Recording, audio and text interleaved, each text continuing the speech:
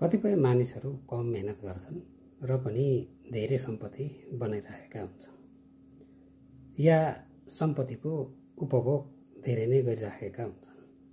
तर कतिपय मानिसहरू धेरै नै मेहनत गर्छन् तर पनि सम्पत्ति बन्न सकिरहेको हुँदैन। यसको रहस्य के हुन सक्छ?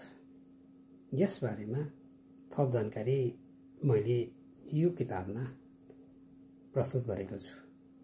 हामीले सम्पत्ति बनाउन किन सकिरहेका छैनौं या हाम्रो कमजोरी केमा भइराखेको छ त्यस बारेमा विस्तृत रूपमा यो किताबमा खोतलिएको छ।